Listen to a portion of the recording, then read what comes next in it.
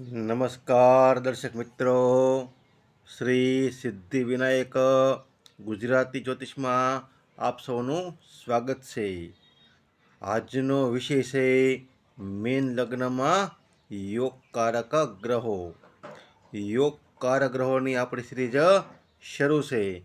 એમાં આજે આપણે છેલ્લો ભાગ એટલે કે જેનું પણ કુંડળીમાં જન્મ કુંડળીમાં મીન લગ્ન હશે એમાં કયા ગ્રહો યોગકારક થાય છે તેના વિશે આજે આપણે જાણીશું. આપણે મેષ લગ્નથી માંડી અને કુંભ લગ્ન સુધીમાં કયા ગ્રહો યોગકારક જન્મકુંડળીમાં થાય છે તેના વિશે આપણે જાણ્યું હતું. આજે આપણે જેનું પણ મીન લગ્ન હશે એટલે કે જન્મકુંડળીમાં લગ્નમાં પ્રથમ ભાવમાં 12 નંબર લખેલા હોય તો એને કહેવાય છે મીન લગ્ન, કારણ કે લગ્નમાં મીન રાશિ આવતી હોય છે. તો જેનું પણ મીન લગ્ન હશે એમાં કયા ગ્રહો યોગકારક થાય છે તેના વિશે આજે આપણે ચર્ચા કરીશું. તો જુઓ દર્શક મિત્રો, જેનું પણ જન્મકુંડળીમાં મીન લગ્ન હોય તો લગ્ન શેનો બને છે? ગુરુદેવ. અને ગુરુદેવની એક રાશિ આવે છે દશમ ભાવમાં ધન રાશિ, એના અધિપતિ પણ બને છે ગુરુદેવ. તો ગુરુદેવ અહીંયા લગ્નેશ પણ છે અને કર્મેશ પણ છે. દશમો ભાવ કર્મ ભાવ છે એટલે ગુરુદેવ અહીંયા લગ્નેશ પણ છે અને કર્મેશ પણ છે. માટે ગુરુદેવ અહીંયા સૌથી વધારે યોગકારક ગ્રહ બને છે. જુઓ મિત્રો, જે ગ્રહ લગ્નેશ બનતો હોય એને કેન્દ્રાધિપતિ દોષ લાગતો નથી. નકર અહીંયા ગુરુ છે એ પ્રથમ ભાવ અને દશમ ભાવ બંને કેન્દ્ર ભાવ છે તો કેન્દ્રાધિપતિ દોષ લાગવો જોઈએ. પરંતુ જે ગ્રહ લગ્નેશ બનતો હોય એને કેન્દ્રાધિપતિ દોષ લાગતો નથી. માટે મીન લગ્નમાં ગુરુદેવ છે એ યોગકારક ગ્રહ થાય છે. મીન લગ્નમાં બીજા ભાવમાં મેષ રાશિ આવે છે, એના અધિપતિ બને છે મંગળદેવ. અને મંગળની એક રાશિ આવે છે નવમ ભાવમાં વૃશ્ચિક રાશિ, એના અધિપતિ બને છે મંગળદેવ. તો મંગળદેવ અહીંયા ધનેશ અને ભાગ્યેશ બને છે. બીજો ભાવ છે એ માર્ગ ભાવ છે, માટે મંગળ અહીંયા માર્કેશ બને છે. અને નવમ ભાવ છે એ ત્રિકોણ ભાવ છે, માટે મંગળદેવ અહીંયા ત્રિકોણેશ પણ બને છે. અને મંગળ છે એ ગુરુના પરમ મિત્ર છે, માટે મંગળ અહીંયા માર્કેશ બનતા હોવા છતાં યોગકારક ગણાય છે, કારણ કે એની રાશિ આવે છે ત્રિકોણ ભાવમાં. અને ત્રિકોણ હંમેશા શુભ ગ્રહ માનવામાં આવે છે. અને મંગળ છે ગુરુના પરમ મિત્ર પણ છે, માટે મંગળદેવ અહીંયા મીન લગ્નમાં યોગકારક ગ્રહ બને છે. મીન લગ્નમાં ત્રીજા ભાવમાં વૃષભ રાશિ આવે છે, એના અધિપતિ બને છે શુક્રદેવ. અને શુક્રદેવની રાશિ આવે છે અષ્ટમ ભાવમાં તુલા રાશિ, એના અધિપતિ બને છે શુક્રદેવ. તો સૌથી વધારે કોઈ અકારક ગ્રહ બનતા હોય મીન લગ્નમાં તો એ બને છે શુક્રદેવ, કારણ કે શુક્રદેવ અહીંયા ત્રિષડા ભાવના અધિપતિ બને છે અને ત્રિકેશ પણ બને છે. આ ત્રીજો ભાવ છે એ ત્રિષડા ભાવ છે અને આઠમો ભાવ છે એ ત્રિક ભાવ છે, માટે શુક્રદેવ અહીંયા ત્રિકેશ પણ બને છે અને ત્રિષડા ભાવના અધિપતિ પણ બને છે. માંથી સૌથી વધારે અકારક ગ્રહ માનવામાં શુક્રદેવને આવે છે. બિલકુલ યોગકારક ગ્રહ બનતા નથી. મીન લગ્નમાં ચોથા ભાવમાં મિથુન રાશિ આવે છે, એના અધિપતિ બને છે બુધદેવ. અને બુધદેવની એક રાશિ આવે છે સાતમા ભાવમાં કન્યા રાશિ, એના અધિપતિ બને છે બુધદેવ. તો બુધ અહીંયા બે કેન્દ્ર ભાવના અધિપતિ બનતા હોવાથી કેન્દ્રાધિપતિ દોષ ધરાવે છે. અને બુધ છે ગુરુના શત્રુ પણ છે. અને મીન લગ્નમાં બુધદેવ છે એ બાધકેશ પણ બને છે. મેં મારા આગળના વિડીયોમાં કયા લગ્નમાં કયા ગ્રહો બાધક બને છે, કયા ભાવ બાધક બને છે, કયા ગ્રહો બાધકેશ બને છે તેના વિશે આપણે આગળ વિડીયો બનાવ્યો હતો. જો કોઈ પણ દર્શક મિત્રોને જાણવું હોય તો મારા આગળના વિડીયોમાં જઈને જોઈ શકે છે. જેમાં મેં કયા લગ્નમાં કયા ગ્રહો બાધક બને છે, કયા ગ્રહો બાધકેશ બને છે તેના વિશે આપણે આગળ ચર્ચા કરી હતી. તો બુધદેવ છે અહીંયા બાધકેશ પણ બને છે અને કેન્દ્રાધિપતિ દોષ પણ ધરાવે છે. અને બુધ છે ગુરુના શત્રુ પણ છે, માટે બુધદેવ છે એ મીન લગ્નમાં યોગકારક ગ્રહ બનતા નથી. મીન લગ્નમાં પંચમ ભાવમાં કર્ક રાશિ આવે છે, એના અધિપતિ બને છે ચંદ્રદેવ. ચંદ્રદેવ છે અહીંયા ત્રિકોણ ભાવના અધિપતિ બને છે અને ગુરુના પરમ મિત્ર છે, માટે ચંદ્રદેવ છે અહીંયા યોગકાર ગ્રહ બને છે. મીન લગ્નમાં છઠ્ઠા ભાવમાં સિંહ રાશિ આવે છે, એના અધિપતિ બને છે સૂર્યદેવ. સૂર્યદેવ છે ગુરુના મિત્ર તો છે, પરંતુ મીન લગ્નમાં સૂર્યદેવ છે એ ત્રિક ભાવ અને ત્રિષડાય ભાવના અધિપતિ બને છે. છઠ્ઠો ભાવ છે એ ત્રિક ભાવ પણ છે અને ત્રિષડાય ભાવ પણ છે.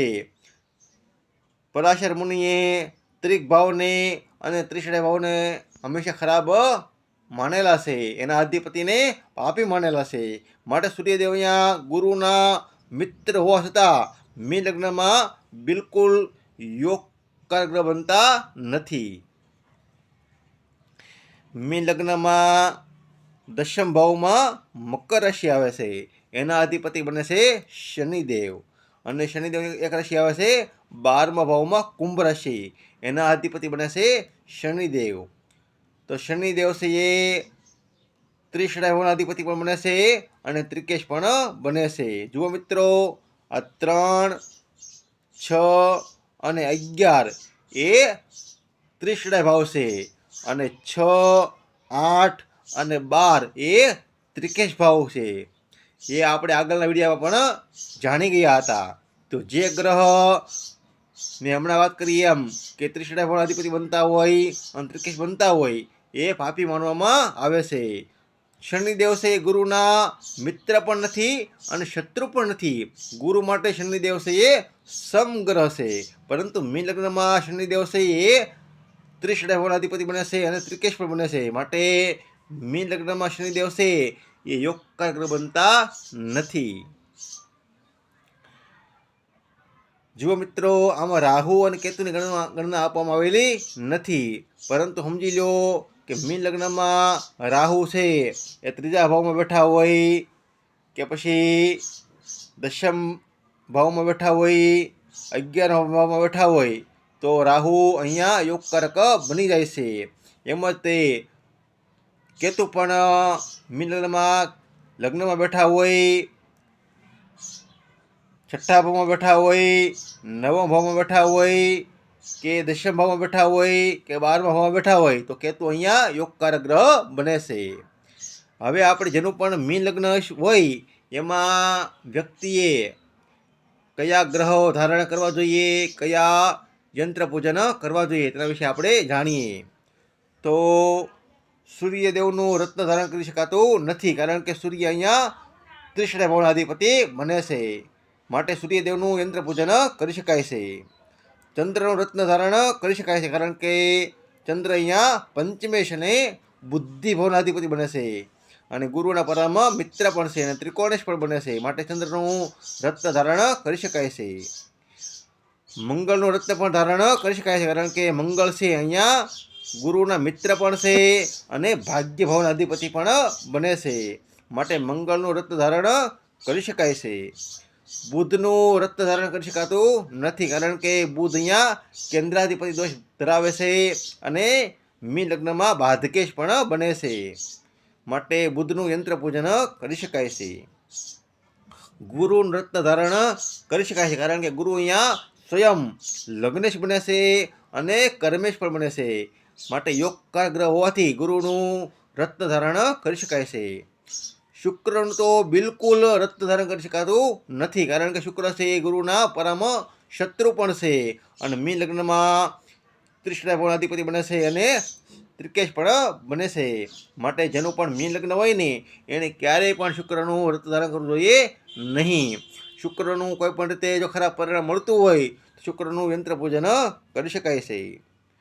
શનિનું પણ અહીંયા યંત્ર પૂજન કરવું જોઈએ, કારણ કે શનિનું રત્ન ધારણ કરવું જોઈએ નહીં. શનિદેવ અહીંયા ત્રિષડાય ભાવના અધિપતિ બને છે અને ત્રિકેશ પણ બને છે, માટે શનિનું યંત્ર પૂજન કરી શકાય છે.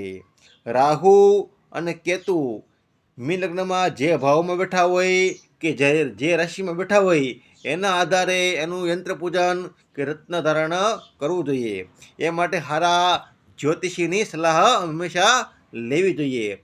રત્ન ધારણ કરતાં પહેલાં કુંડળીનું હારા જ્યોતિષી પાસે સંપૂર્ણ અધ્યયન કરાવીને પછી જ રત્ન ધારણ કરવું જોઈએ.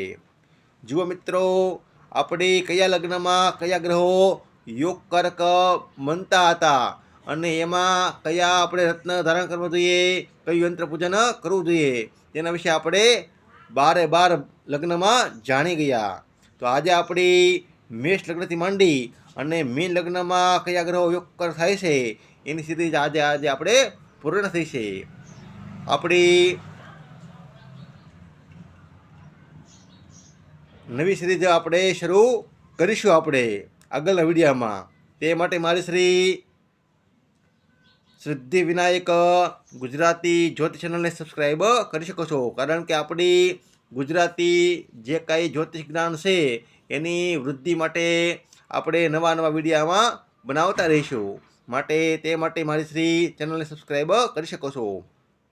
કુંડળી માટે આ નંબર કોન્ટેક કરી શકો છો. મિત્રો, વિડીયો પસંદ આવે તો લાઈક કરો, શેર કરો અને ચેનલને સબસ્ક્રાઈબ કરો. નમસ્કાર દર્શક મિત્રો.